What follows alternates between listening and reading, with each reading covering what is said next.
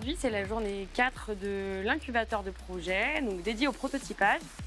L'objectif, c'est que chaque intrapreneur, à la fin de la journée, doit avoir des éléments principaux de leur prototype pour pouvoir aller tester auprès de leurs usagers les fonctionnalités de leur prototype. Ils ont une introduction au prototypage, ils sont aussi outillés pour établir un cahier des charges de leur prototype, les fonctionnalités de leur prototype, mais aussi pour pouvoir établir un protocole de test de leur prototype.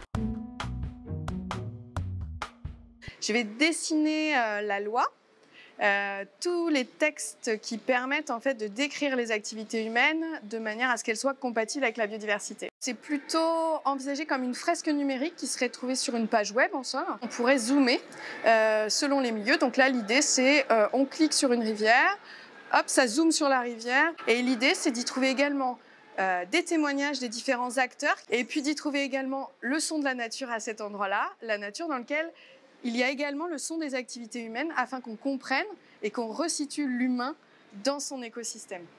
Le prototype que j'ai décidé d'expérimenter, c'est un kit de formation en ligne à destination des conseillers emploi qui va leur permettre de mieux guider les demandeurs d'emploi et de valoriser les employeurs publics et les emplois publics. Nous, on est parti sur un wireframe qui nous permettrait de détailler un peu l'outil numérique qu'on souhaite mettre en œuvre pour nos gestionnaires de crise afin de conseiller au mieux nos autorités permettant de donner les premières actions à réaliser. Nous avons prévu de créer un memento des politiques publiques, donc ce serait un format brochure qui présenterait les principales politiques publiques portées par la DDT. L'idée, c'est de concentrer dans un seul et même outil l'ensemble des points principaux et des repères clés des politiques que la DDT elle porte au quotidien. Donc l'idée, c'est de faciliter le travail, notamment plutôt à l'échelon direction et chef de service de la DDT, pour accéder facilement à ces repères clés et qui sont généralement redondants, mais qui sont aussi généralement éparpillés sur différents documents. On repart généralement avec du travail à faire, on a un mois pour le faire et l'intérêt du coach en intersession, c'est vraiment de nous aider à ne pas nous égarer en fait, dans ce qu'on a prévu de faire. Et donc ça permet d'avoir un travail de re-questionnement sur ce qu'on a fait et de toujours affiner le travail que l'on peut accomplir. Donc généralement une séance de coaching, on présente déjà ce qu'on a pu faire à la séance d'étaline précédente. On présente ce qu'on a déjà fait et les questionnements qui nous sont présentés pour essayer de trouver des solutions collectivement. Très souvent, je parle de concepts qui méritent quand même pas mal d'explicitation. Et mes coachs, ils sont souvent là pour me réinterroger et me faire démêler la pelote des concepts que je sors comme ça de manière naturelle. J'ai l'impression que c'est intuitif alors qu'en fait, c'est construit par des années d'expérience de travail.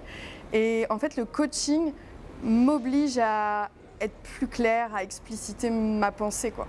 On est coaché par Aurélie et Julie qui sont là pour nous remobiliser quand parfois il y a des moments un peu de doute ou d'interrogation, et également là dernièrement elles nous ont accompagnés déjà dans des premières idées pour notre pitch pour essayer de faire connaître notre produit. J'arrive avec un questionnement, quel persona décider, quel chemin lui faire suivre. Et la coach m'a aidé justement à poser le besoin et en quoi il y avait des solutions possibles pour répondre à ce besoin.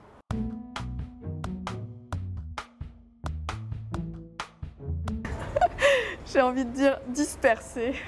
L'impatience. Questionnement. Créativité.